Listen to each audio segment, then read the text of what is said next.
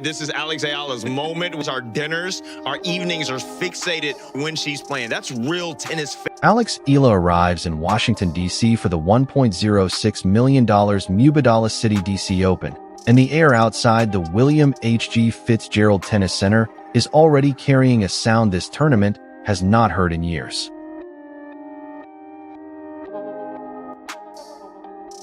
Red, white, and blue flags, but not the American kind. 3 suns and 3 stars. Fans already lining the fences at the William H.G. Fitzgerald Tennis Center, 72 hours after their hero walked off center court at Wimbledon in tears against Jasmine Paolini. She did not go home. She got on a plane. And what Alex Eala is walking into on July 27th is one of the deepest fields the DC Open has ever assembled. If you have been tracking Alex Eala since the Miami run, since Madrid, since Berlin, you already know this channel is where the real Filipino tennis fans gather. Subscribe and stay in this circle because what is about to unfold in Washington matters more than most people realize yet. Rewind 4 days. July 6th, Wimbledon, round of 16.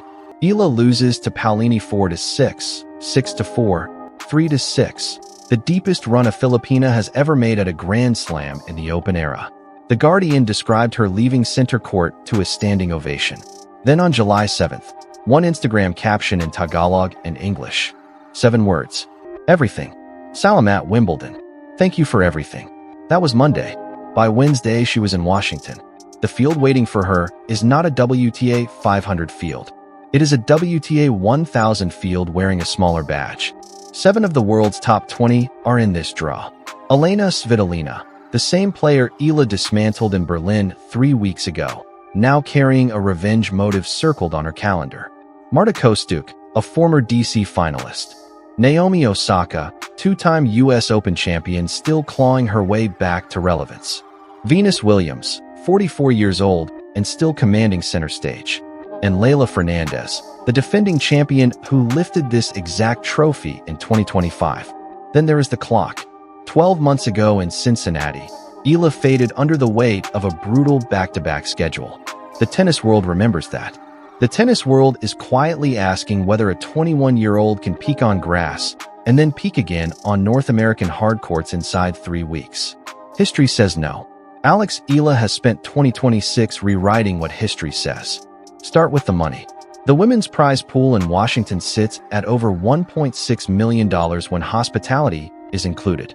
For a player ranked outside the world's top 140 just 12 months ago, this is not a paycheck. This is a life bracket. And she did not sneak into it. The WTA confirmed 20 direct main draw entries in DC, and Eala is one of them. No wild card, no favor, no handout. Her ranking, currently 32 and climbing after Wimbledon points land on July 14th, bought her seat at this table. Some Filipino outlets initially reported she entered on a wild card. The WTA's own release said otherwise. She earned the door. Now consider exactly how she earned it. Compressed June into a single breath.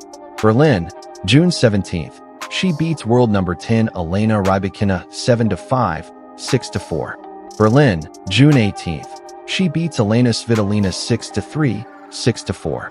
A Wimbledon champion and a 5-time Grand Slam semifinalist, back-to-back on grass, on their terms. Then Wimbledon, round of 32, July 4th. Defending champion Iga Swiatek across the net. Eala wins 7-6, 6-2. Her second career victory over Swiatek. You do not beat Iga at Wimbledon by accident. You beat her because you belong.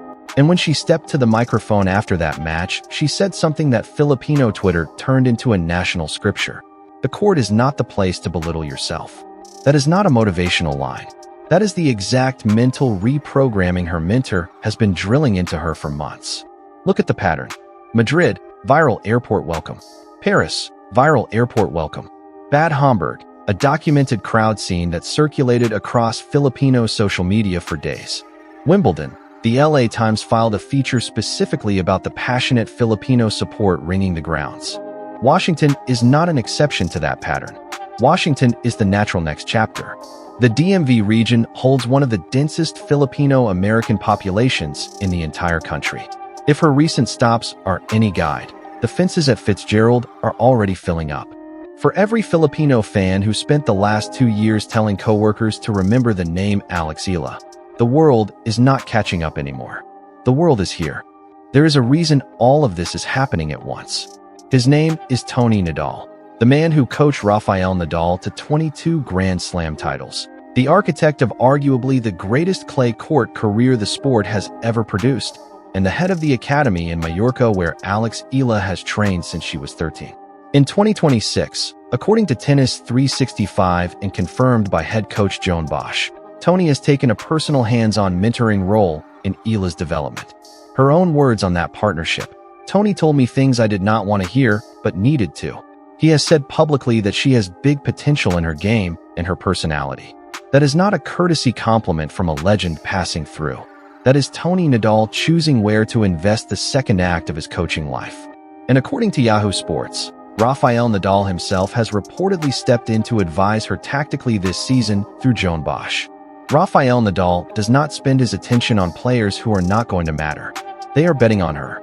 Washington is the first hard court test of what that bet has built. Look at what sits on the other side of this fortnight. Montreal at the National Bank Open, Cincinnati in August, then the US Open in New York on August 24th. This is not one tournament. This is the runway that could carry Alex Eala into the WTA's top 20 for the first time in Philippine history. And there is a reason it is Washington that starts that runway. The Philippine Embassy sits blocks from the tennis center. The diplomatic corridor of the United States wraps around this event. When she walks onto a practice court this week, she is not just a player. She is, in the most literal sense, a diplomatic presence. A 21-year-old from Manila carrying a flag through the political capital of the country with the world's most influential Filipino diaspora. Tennis is expanding into Southeast Asia commercially. The WTA's prize pool jumped 13% year-over-year. Events like this DC Open are being financially uplifted precisely because players like Alex Eala are making the sport matter to markets it never used to reach. Every fence line she fills, every jersey in the stands, is exactly why the checks are getting bigger. If she reaches the semifinals, she is a projected top 25 player before Montreal begins. If she wins the title, this stops being a fairy tale and starts being a career. There is one detail that keeps this from being a coronation on paper. She lost her last match. Paolini, 3 sets, center court, the biggest stage of her life. She led in the second set. She could not close in the third. Some players spend a week processing that. Some players fly home. Alex Eala posted 7 words and boarded a flight west inside 48 hours. You do not need a narrator to explain what that says about her. She already said it. Rybakina in straight sets. Svitolina in straight sets. Swiatek at Wimbledon. A phone call with her father on court in Berlin that she did not try to hide. A standing ovation on center court. A one-word Instagram caption that 115 million Filipinos read as a prayer of gratitude. And now boots on the ground in Washington, D.C. inside one of the deepest WTA 500 fields ever assembled as a direct main draw entrant. No wild card. No favor. Just ranking. The Alex Eala who arrived in Washington is not the same player who arrived in Miami as a qualifier 18 months ago. She is the player Tony Nadal chose. She is the player Swiatek could not solve on grass. She is the player Washington's diaspora has been waiting for. Does she reach the semifinals, or does Wimbledon fatigue catch her in round 1 against a top 20 seed? Drop your prediction below and tell us which draw you want to see her get. Subscribe and stay in this circle because Washington is chapter 1 of a 3-tournament run. DC, Montreal, Cincinnati, and every ranking point, every draw, every crowd scene from Fitzgerald to Flushing Meadows is going to be broken down here first. This community saw her before the world did.